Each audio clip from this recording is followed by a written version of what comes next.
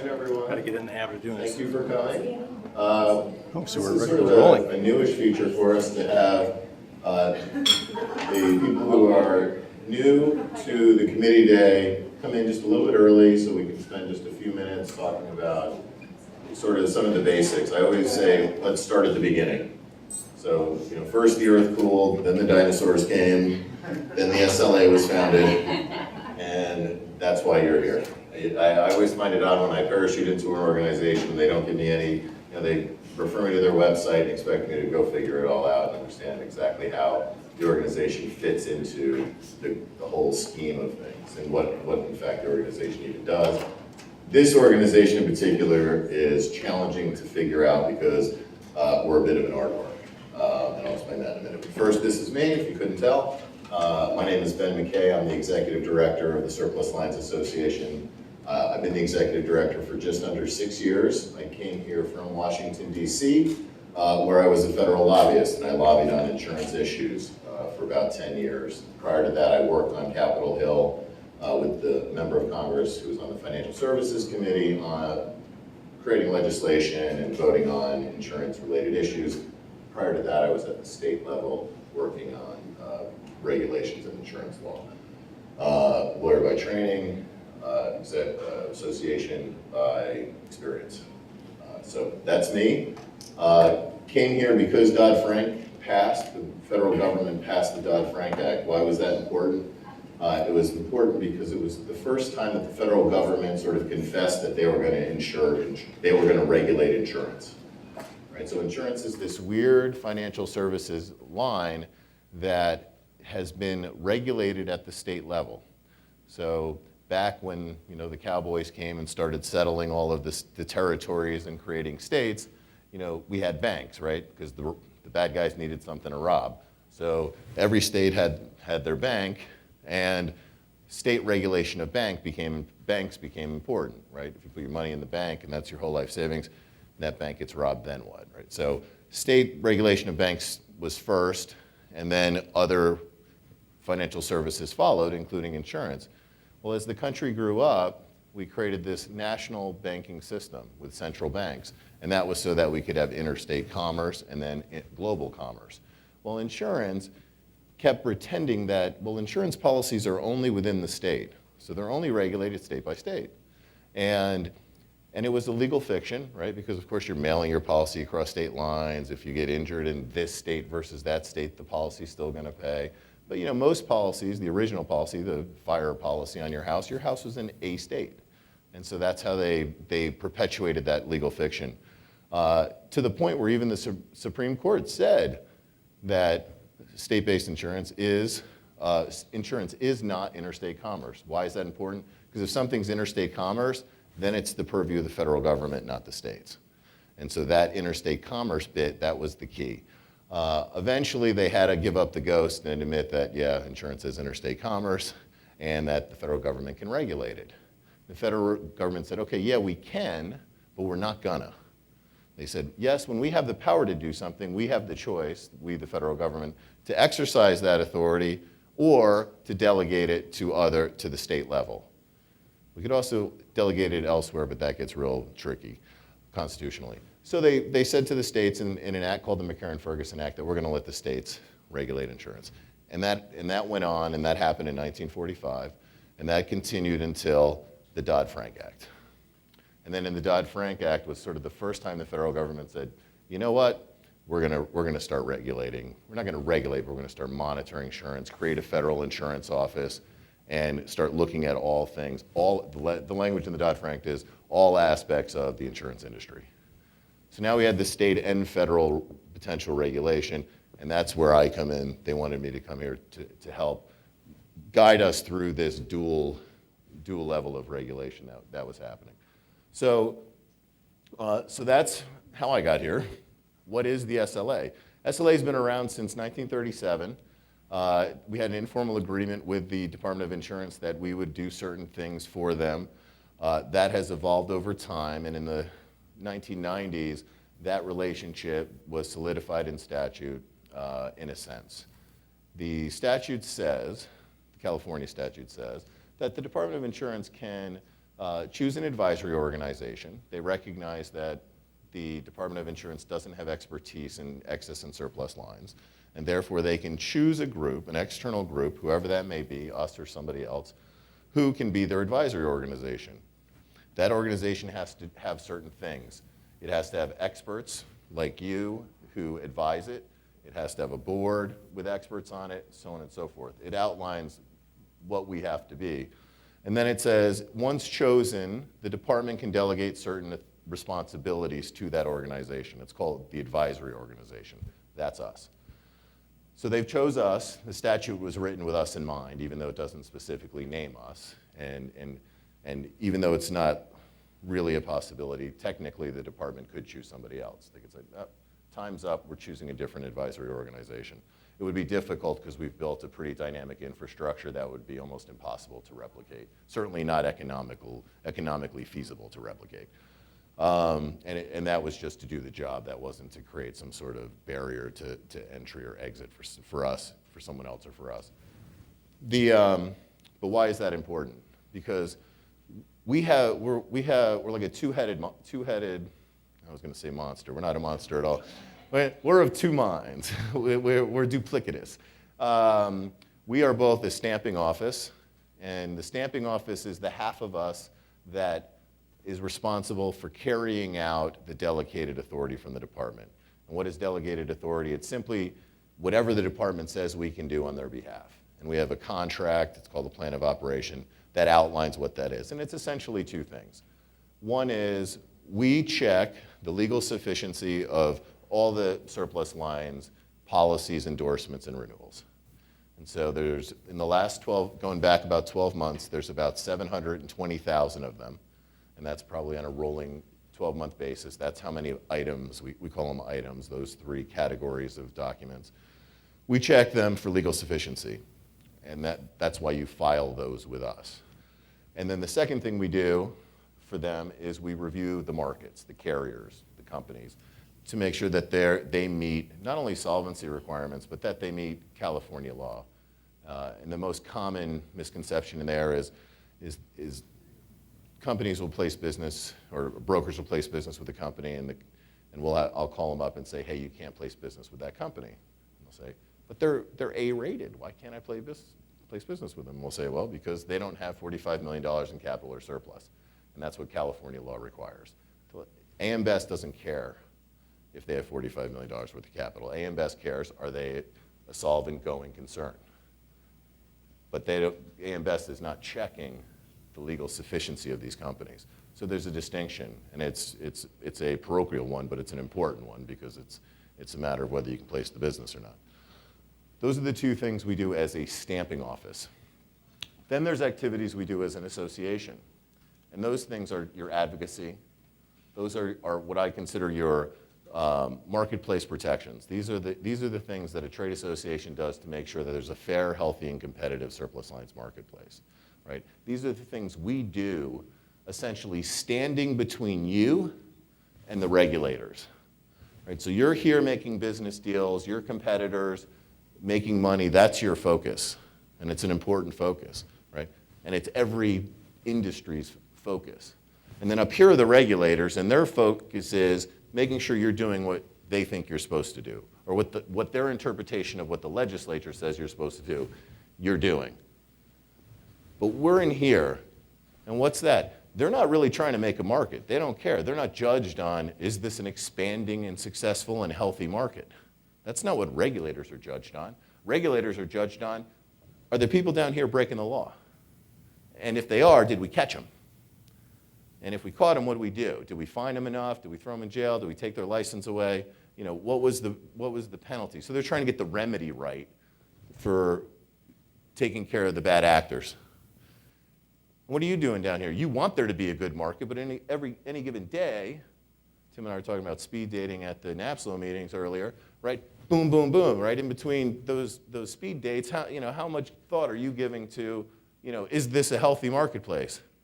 Hey, is this a good deal? Is this deal going to expand the marketplace? Right? Zero. It's not your function, right? You don't go to work, hey, man, I didn't place enough business, but I'm thinking about the marketplace.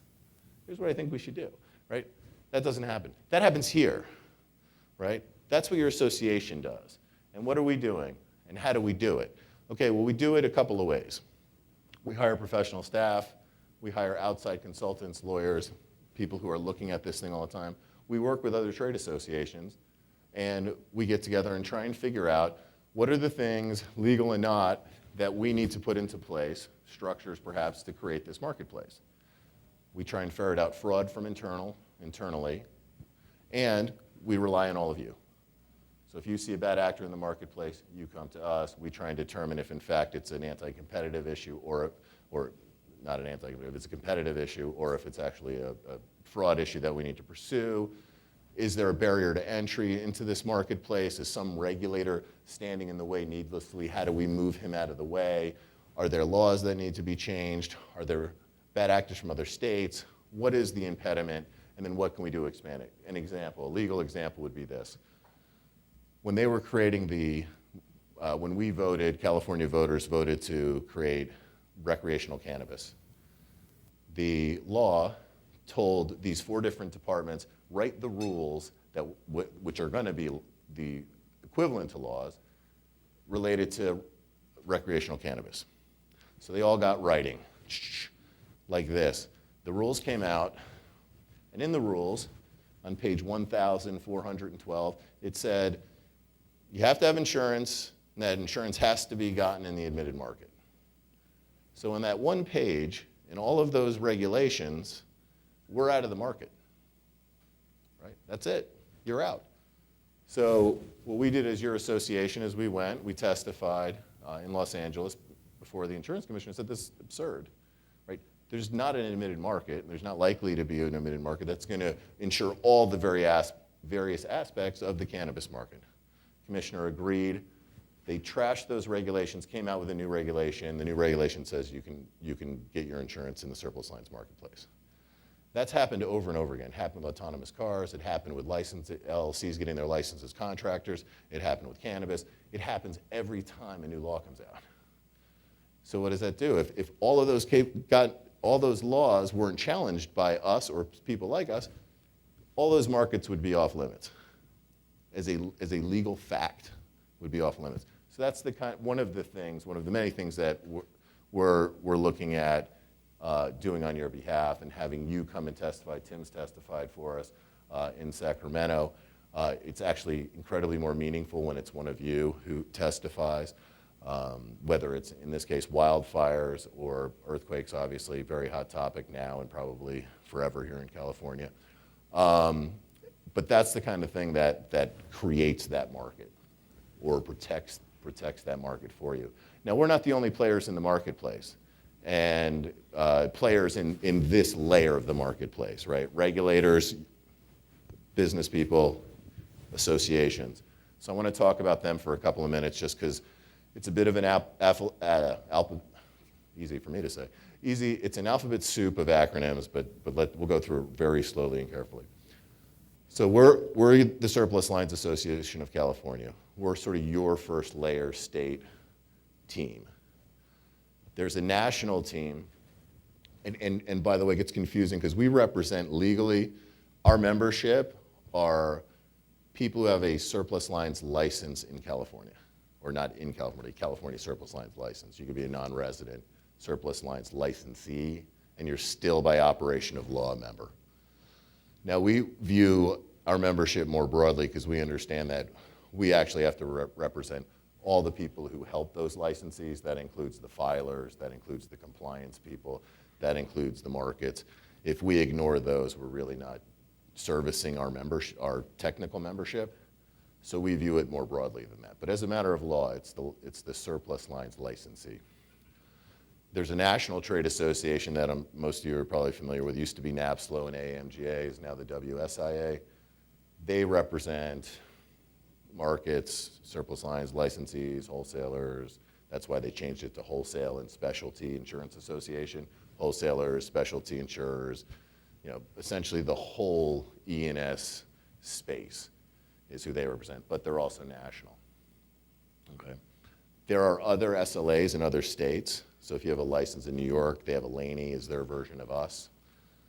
So So we are, as I said, a stamping office and an association, so we do advocacy and we do this sort of functional work.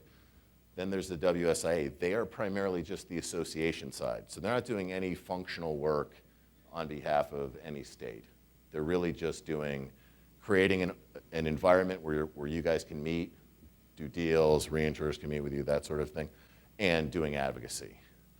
Now they're about a 12-person unit, so their advocacy is primarily focused federally because they have one person who does state advocacy, and if you do the math, you get about 1/50th of a person doing your state advocacy. You can imagine that's not the most effective advocacy tool in the world. And that's not to knock him. John is their guy. He's a great guy, but they use outside consultants as well, but it pulls you. So we're your primary state advocacy group. There is another association in California, CEWA. Have you guys heard of CEWA? Okay. So let's just forget. No, it's the California Insurance Wholesalers Association. So they're just an association of wholesalers. And they have a lobbyist, but they themselves don't do advocacy. They primarily create a forum where wholesalers can get together with markets twice a year. And the usual stuff, golf tournament, things like that.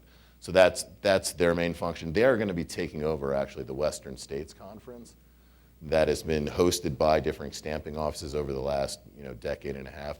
They're going to be taking that over next year.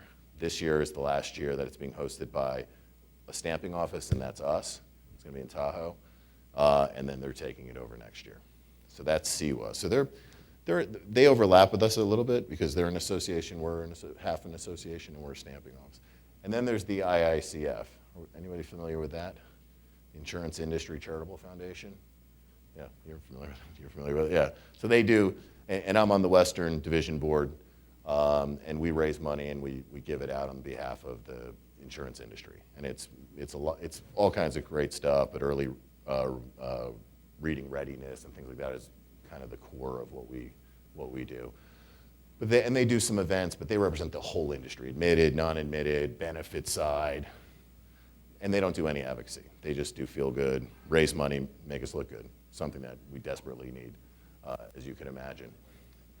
Yeah, they have great parties, great casino nights in San Francisco in 3 weeks if you want to go.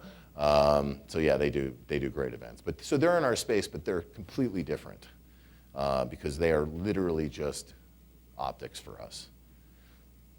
Let me stop. Let me pause. Anything there resonate, confuse, need amplification? So the first, committee structure. What does the committee structure look like? I want to cover that first. Second, what are the responsibilities of committee members? What are we looking at you to do? Those are the two sections. Committee structure, very, very simply. You're going to see a lot on this, so I'm not going to dwell on what they each do because we're going to talk about that at dinner. But we have the board, we have the stamping committee. Anyone know why they call it stamping, by the way? Right, it's like why do you call it stamping, right? It seems like an obvious but absurd question. So in the olden days, you used to stamp things, right? I mean, you would send the policy in and we'd go, that's good, legally sufficient. And we'd have this machine that would kind of be like the OK stamp. So we would stamp it. And that's the stamping office's function, was to stamp. Computers came along and you don't really need to stamp anymore. When I used to be the chief of staff for the Florida Department of State, and part of our job was protecting the seal, which was a stamp, same kind of thing. It's like a continuing theme in my career, protecting these little die-cast metal objects. I don't know why. Seems a little bit absurd, but it's worked out that way. So that's the stamping office. We use that as and we may actually think about that name over time. Is it the right name? Because it's kind of a misnomer anymore. It's kind of our budget committee and our final stop committee for a lot of what we're going to be doing today and tomorrow. Then we have sort of the substantive committees down here. The one committee that's a little bit different is the Admitted Market Liaison Committee, because that's specifically in the statute and that's specifically in our charter. That committee is essentially designed to ensure that we don't encroach on the admitted market, right? All of you are aware that there is a preference in the statute. There's a preference in the regulators' minds for insurance to be placed in the admitted market. right? The reason for that is they have more legal jurisdiction over the admitted market. They're here, right? They're licensed here. They can get at them and punish them more easily. So they can put all of them in this box. They have all these rules and regulations. So the preference is that insurance be placed in the admitted market. So they want us to have a committee to make sure that we're not encroaching on that marketplace. And so that's the purpose of that. We also have a mediator that's required who, if there is an encroachment and there's a conflict between admitted and non-admitted, we have a mediator who is supposed to make the determination on whether there's actually been an encroachment or not. And oftentimes, as you can imagine, that's just competitive tensions that drive those conflicts. Then the other committees essentially are the ones that you all are on. You see the names on these tables, and they have more specific functions that are kind of self-evident. Technology deals with technology. Legislative deals with legislative. I'll leave that to, we'll go into that more, but you could probably figure it out. You all are very smart, wise people, and I'm sure that'll become extremely clear in the next 2 days. So that's the structure. So whatever we determine today, these next 2 days, the issues that we come up with, and we'll be blue skying. It's sort of like, what's cool? What would be the best thing we could do? If we had laser guns, where would we shoot them? What would be awesome? We come up with those ideas. Then you have to, as a committee, decide, okay, what are the 3 best ideas, right? And without really doing a feasibility study, you're just sort of, what would be the things that would really make us stand apart? What are the things that would really help this marketplace? This layer. Then we take those items from all the committees, so 3 times, however many committees end up coming up with 3 ideas, so it could be like 21 ideas. Then they go to staff, and staff we'll attach a number to them. We'll go out to vendors and see what the cost would be. We take that, once we have the items and the cost of the items, and that could be cost in terms of vendor fees, adding staff, just straight out money you have to give, whatever it is. That then goes to the stamping committee. And the stamping committee then will reevaluate the priorities based on what they think the budget's going to be for next year, how much money is available to do each thing, and they'll sort of give their shot at prioritizing them. Then they'll go to the board again, and the board, I think I missed a step, they go to the board for an initial evaluation in June. Then they go to stamping. Then they go back to the board with the numbers, and then the board will say, draw the line here, move them around, these are the ones we think are more important. And that happens in October. And then we start doing them, and then in June, we go back to the board and we say, well, 5 of these were totally impossible, or they have money, or whatever it is, and then we ran out of money, whatever the case would be, and then we kind of reorganize. And that kind of rolls and keeps going. And that's sort of our process. Now that seems very linear. It's not really that linear in practice, right? There's a lot of, hey, we called the vendor. They told us it was going to be $100,000. It's $150,000. We may want to rethink this. There's sort of stuff on the fly that you have to change and move around because it didn't work out perfectly. But essentially, that's the arc of these programs. And there's programs that you're going to come up with, by the way, that don't cost anything, right? We can do it with existing resources. And that's okay, too. In fact, those are preferred. Existing resources projects are great. And then we put those into an innovation plan, and you'll see that innovation plan. So that's the committee structure and the arc of the programs. And so we're at the beginning of that arc, right? Rainbow, pot of gold, right here. Got it? Questions? Yep. Yeah. Go figure. Wonder why. And so that brings me to you. What do we expect? None of this will surprise you. We expect you to give us your best thinking, right? This is a robust 20-ish hours. Should be fun. We hope it's fun. We want to make it fun. Smiling, laughing, totally acceptable. Loosens up the brain. Should have brought Mentos. Those loosen up the brain too. But it's serious work at the end of the day, right? But those 2 things aren't mutually exclusive. Some people, like my daughter, think they are. She has to put on her mean face when she's trying to get smart. Use your best judgment on all things, all the time. It is an all-nighter, right? It is an all-nighter, yes. For those of you who have been out of college for a long time, this might be, yes. All the liquor actually has caffeine in it. Sorry. We're going to let you know later we're pumping oxygen into the room. Yes. You work until the work's done. We're all professionals here. We know that. You're, after this, you're expected to stay engaged. You'll have experts back in your shops who will know more than we will about certain things, if appropriate, and your organization is cool with it. We'd love for you to suck in those resources and give us more of their gray matter. Could just pinging questions, whatever it may be. And that's really how market gets, really has a multiplier effect. We're seeing here, we're going to about 70 people here. This is an amazing showing, a lot of gray matter, but if everybody went back and had 2 people who could ping on something, it would be exponential growth in terms of the intellectual resources we have available. Promote the association. Part of our ability to influence decision makers is them knowing we exist, right? And that we are the industry proxy.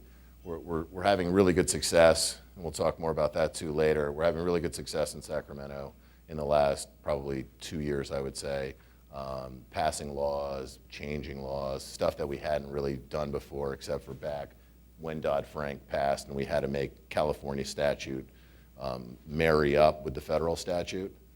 It's always a challenge when there's a federal law and a state law that are in conflict. You have to change the state law to make it fit the federal law. Otherwise, the parts of the state law that are in conflict are invalidated automatically. So we did that back after Dodd-Frank. But other than that, we've been sort of silent on the legislative front until about 2 years ago. It's becoming increasingly important. Why? Well, because our marketplace is becoming increasingly important. Just 10 years ago, we were 7% of the marketplace. We're 14% of the commercial marketplace nationally, and we're 18% of the commercial marketplace in California. When you're 7%, you're like, oh. When you're 20%, well, you're a fifth. Right? You're starting to matter, and you're starting to gain attention, and you can only stay hidden for so long. So we need to be ready for when we become the target, and it's already happening at times. When legislative will report on that, I think, when they give their report. And then lastly, and this is a super legalistic thing, but we need to say it, antitrust. Antitrust, what is that? So, excellent question, Tim. Antitrust is if you competitors in the marketplace decide you want to try and get together and whisper, this is what we're going to charge for a certain product, or we're both going to bid on this project and we're going to bid the same amount, right? So bid rigging, collusion, anything that feels swarmy, that's antitrust. If you see it, hear it, engage in it, that's a problem. You got to throw the flag. And that doesn't just mean in the meetings. It means the whole time you're here. Even if you're out there having a drink, you're in the men's room, whatever it is, it's antitrust. Like 90% of all antitrust cases happen at associations, because this is where competitors gather, right? All the seminal cases in antitrust happened at association meetings. So you have to be super cognizant of that, be very careful. Talk about policy all you want, 100%. Talk about what's good for the marketplace, 100%. That's what we're here to do. Talk about good legislation, good technology, absolutely acceptable. And we should have robust discussions about that. Second, somebody talks about price, throw the flag, okay? Start talking too specifically about products, stop, okay? All right, so that's all I got. All right, Ms. Joy, are you up? All right. I don't need the mic. That's true. But they're recording this. Did everyone see the camera over there? Look into the camera, wave. I know you are all film stars in your own hearts and minds. And we have about another 15 minutes, 20 minutes or so. What we're going to do now is each one of senior staff is going to come up and tell you really briefly about what we are in charge of at the Surplus Line Association. So for those of you who don't know me, I'm Joy Irvin. I'm the COO and director of the association. And my background was surplus lines from the moment I started in the industry. I started off as the receptionist at a small wholesaler. I worked there for a few years, and some people who've known me for a long time are smiling and nodding. And I did that and went to various wholesale shops, and then I went over to the company side. And I worked for a surplus line insurer, Ace Westchester. And when this opportunity came about, my broker friends and my insurance carrier friends thought it was very odd that I would make the change to go to association. Now, working for an association is very different than working for a large insurance carrier or a large brokerage. For one, we're a 501c6, so it's a fee-based income. And we have a much different duty and responsibility than you do at an insurance carrier or at a brokerage. And I decided that I was going to make the switch, and I absolutely love my job. Working for this association, helping people solve problems in the industry has just been such a thrill. And I've been doing it for 15 years. I'm responsible for overseeing all the operations, the financials, our board meetings. I help work with senior staff on setting up the packets. We get to organize these events for our committee members, and we interact with legislators and regulators. We go to different conferences. We represent the association. And we also, I personally deal with our budget, our audits, the investments, and things of that nature. So that's what my general overview is of my position. And we have roughly 80 employees, where I think we're almost at 85. And that is usually a big surprise to a lot of people. We're the largest association in the United States. There are 13, 14 other associations. They don't have any affiliation with us. We're unique, we stand alone. I always like to brag that we're the best, we're the biggest, we're the brightest. And we take a lot of pride in that when we go and represent at different conferences and the stamping offices get together, because we really are leading the way in the industry.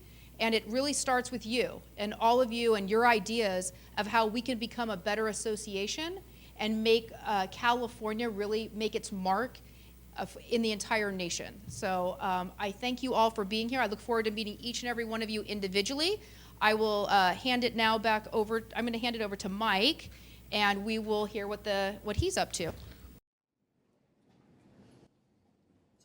Thank you, Joy. I won't. Joy pinched my arm really hard and said, don't go more than 3 minutes. So I'm the Senior Vice President of Data Analysis and Technology. I previously had been the VP of Technology for the last 8 years at the SLA. And that's what I came in doing. I'm a technology guy by trade. I gathered a lot of knowledge about insurance since I've been at the SLA. And now I've had the good fortune of being able to run the data analysis department. So for those of you who don't know what the data analysis department does, they're the filing department. So everybody that sends in all of their policies, their SL1, their SL2 forms, all their compliance documents for every policy that they write in California goes through my department. There's about 55 people in there that are experts at surplus lines policies, the laws, the regulations, the compliance around what the department requires everybody to do in terms of writing surplus lines insurance in California. And to kind of summarize what Ben was talking about earlier, he referred to Susan's financial department, which is the one branch that does the carrier side analysis and protection. And then on the broker side, our education and compliance department takes care of that. So both of those come together into the data analysis department. So we check to make sure the carrier is whitelisted. We make sure that all the compliance documents are there. We make sure that the broker's license is active and valid to write that work. And then we record the policy on the behalf of the state. So there's a lot of big database, a lot of people. We aggregate a lot of that data. We publish a lot of it up on our website, report some metrics, do some forecasting, and hopefully some of that stuff is meaningful. And I would ask all of you to think about that when you're in your breakout sessions tomorrow as well. We have 100% of the surplus lines policy information in our database. How can we use that information to provide better market analytics for the industry? Also, what we do there is we do invoicing and accounts receivable. We do a lot of training and we do quality review. So really the plan of operation that Ben alluded to earlier is a big portion of it has to do with how we do that function. On the technology side, it's technology. So I'm a technology guy, so go ahead, have at it, right? I've got the team of developers, system administrators. We put in all the systems, the website, the broker filing portal. We maintain all of that, make sure everything stays up and running. Been having some issues with the phone lately, so I apologize if any of you have called the office and gotten cut off. That's in the process of getting fixed as well. And I'm really happy to run both departments because there's a very, very close relationship to what we do. So with that said, I look forward to speaking to all of you at the reception later on tomorrow. I'm the liaison for the technology committee. I'll be having breakouts about technology, but please come up to me, ask me any questions you have. I can help you on both sides, the filing side and the compliance side with that, and also with any technology needs. So with that, I'm going to pass it on to Pat McCauley, our Senior VP of Education and Compliance. Hi, everyone. I'm Pat McCauley, the Senior Vice President of the Education and Compliance Department. I have been with the association for 24 years, and next year I would have been with the association for a quarter of a century. I've been with the Education and Compliance Department since December of 2014. Through the years, I've watched the association evolve. When I started in 1994, the SLA recently completed their first computer system. New regulations, such as the Leslie List, were implemented. New forms, called the Confidential Report of Placement, or SL1, and the Diligent Search Report, or SL2, were introduced. We didn't have an education department until a few months after I was hired, and there were no CE course offerings and no WebEx training. And of course, there was no WebEx then either. There's no web. All correspondence was through the Postal Service. We didn't have internet access and no email. And now when I look back, we completed our third system rewrite last year. The Leslie List has now been replaced with the Lastly. There have been a few revisions to both the SL1 and SL2 forms since their introduction. We have offered seminars in San Francisco and Los Angeles for several years now. And we have other forms of communications to our members, including YouTube videos. But one thing that has remained a constant with the association is our commitment to our members. And under Ben and Joy's leadership, our department has been challenged to look for more and more ways of extending our services to meet the needs of our customers. The Education and Compliance Department provides our members with information about surplus line laws and regulations with an emphasis on compliance. We offer free continuing education courses that are approved by the California Department of Insurance. The responsibilities of the Education and Compliance Department are closely aligned with the strategic goals of our Board of Directors, the Education and Compliance Committee, and our executive staff. We strive to keep abreast of insurance-related issues affecting the surplus line market. We research current topics that affect our industry for seminar offerings, and we review other insurance websites to determine what more we can provide for our members. Our department currently has 4.5 staff members, myself, an assistant vice president, a compliance specialist, an education and compliance liaison, and a part-time associate. Some of the services that we provide to our brokers are: we create profiles for each brokerage, including locations, contacts, and contact types. We provide welcome broker packets to our new members. We assist members with licensing issues and liaise with the CDI licensing division. We provide instruction on filing procedures via on-site broker visits, webinars, and SLIP classroom training. We monitor highest tag recipients and offer customized training. We create PowerPoint presentations, tutorials, and manuals for training purposes, and we assist brokers with end-of-year annual tax statement questions. For the seminars, we register course outlines through the CDI for CE credits. We register course attendees into our SLA database. We monitor on-site registration, submit the list of seminar attendees for CE credits, and we email CE certificates to seminar attendees and certificates to participants of the mandatory 2-hour training course.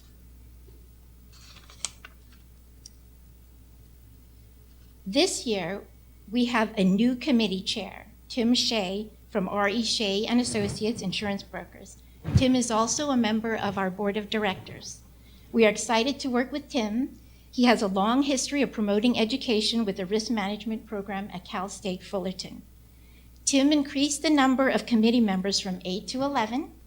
We are very pleased to welcome new members, Carrie Hennessy of Sierra Specialty Insurance Services, Mark Kaufman of Monarch E&S Insurance Services, Jessica Olson of Woodruff Sawyer and Company, and Peter Schifrin of Schifrin, Gagnon, and Dickey.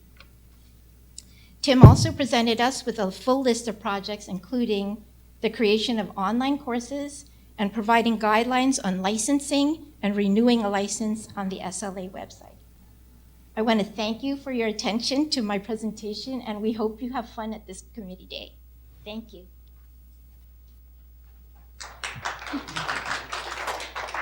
And here is Susan, our SVP of Financial Analysis. There's no picture. So financial analysis for my team is about analyzing the carriers. So they mentioned the LASLE list. The LASLE is the list of approved surplus line insurers. And then just to go through my background real quick, I've been with the SLA for 2.5 years now, and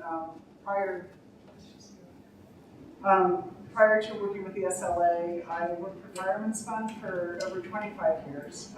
My job there, I was in charge of credit operations for the underwriting operations, so I would help support underwriters with insurance companies, look at financials of agents moving employment, and also MGAs that where we had more risk, reinsurers, vendors, and life insurers where we were buying annuities. So long career used to supporting various parts of the business, and then also worked in banking for about 8 years prior to that. So in financial analysis, we talk about the three main things we do are analysis, oversight, and consulting. So the analysis side, we get all of the financial filings and then also some additional information from the carriers, and my team reviews them. They work with the department to approve them, help them stay on the list. And then we also do some oversight of the eligible companies. So as Ben was saying, there's a minimum threshold, so you can have a good financial rating, but not necessarily be eligible to write in California. So we also monitor that.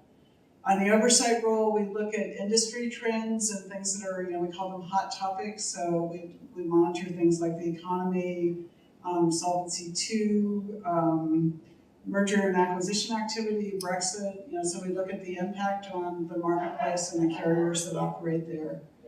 And then consulting, we work closely with the Department of Insurance on things like if there was a troubled company or non-compliant insurers. And then we also have been working closely with the department to have, we just started an electronic filing process for the carriers so that they don't have to send us as much paper as they have. So it's in the process of being implemented, and we hope to have it working perfectly later this year.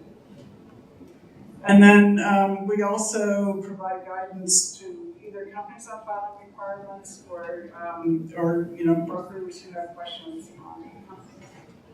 With that, I'll turn it over to Kristen. Good luck.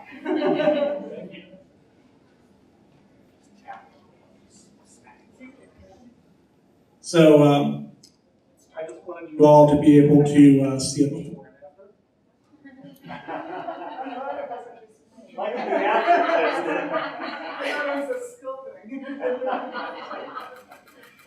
I would love to have a speaker that works. I would like to join my colleagues in thanking all of you for being here tonight. I head up the Communications and Government Relations Department at the SLA. There are only two of us in my department. We do a lot. Caroline and I work together to ensure that members receive communications, vital news and information they need to do business. For example, I hope that each of you are receiving the daily news digest that we distribute every morning that Caroline is in charge of putting together. This is one of the services that our department provides to members. My department is responsible for ensuring that vital information gets out to each of our audiences. The board of directors, our committees, legislators, regulators, and our employees. We produce a number of news products, including the Daily Digest, a 3 times a year newsletter called the SLA Connection, email news blasts, and informative videos that we show at meetings or distribute online. Additionally, we support other staff as needed, board and committee members by providing speech and script writing services, and we write the script and stage show for our annual meeting and other meetings that require scripting. We also directly liaise with all of the audiences I mentioned, and in the last 2 years, we expanded on our original operations to begin direct outreach to elected leaders and their staff. Most of what we do in this regard is simply to build relationships so these movers and shakers know who we are, what we do, and that most importantly, that they need to come to us and talk to us before they issue laws or regulations about our industry. But we also engage in direct lobbying where appropriate, as we did last year on Assembly Bill 1641, which we wrote and provided to the Assembly Insurance Committee. AB 1641 gave the California Department of Insurance greater authority to add new, innovative products to the export list, and also brought state law into line with federal law regarding broker license. I also serve as the liaison to the Legislative Committee, where I work closely with Hank Haldeman, the chair, and Ben McKay, who is very involved in that committee as well. The Legislative Committee meets 4 times a year, including our breakout session here, and what will be an annual or semi-annual fly-in to Sacramento, the first of which we did in February, as well as 2 conference calls. This committee determines our legislative priorities and what resources we need to achieve those priorities. And so, in closing, I just want to say again, thank you all for being here and for the roles that you have agreed to take on. The work that you do is extremely valuable, not just to the SLA, but to the entire California broker community. We really appreciate you. We thank you so much. And with that, we are going to have our reception. So it's time for everybody to get your drinks. Thank you.